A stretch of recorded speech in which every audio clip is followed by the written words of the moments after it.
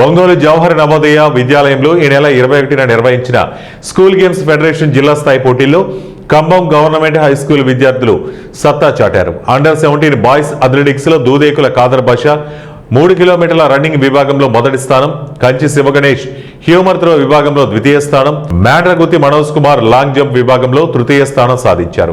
విజేతలు ఈ నెల 24, 25న వినుకొండలో నిర్వహించే రాష్ట్ర స్థాయి పోటీల్లో జిల్లా తరపున పాల్గొంటున్న సందర్భంగా ఎంఈఓ అబ్దుల్ సత్తార్, ఉపాధ్యాయ సిబ్బంది, వ్యాయామ ఉపాధ్యాయులు సంపంగి సుబ్రహ్మణ్యం, కదిరిపోగు విజయ్ కుమార్ విజేతలను అభినందించారు. స్కూల్ గేమ్స్ ఫెడరేషన్ లో జిల్లా స్థాయిలో 3000 రన్నింగ్ అథ్లెటిక్స్లో మన పాఠశాల తరఫున ఖాదర్ బాషా, అలాగే వచ్చేసి హ్యామర్ థ్రోలో శివనాగేశ్వరరావు, తర్వాత లాంగ్ జంప్లో మనోజ్ కుమార్ రావడము స్టేట్కు రాష్ట్ర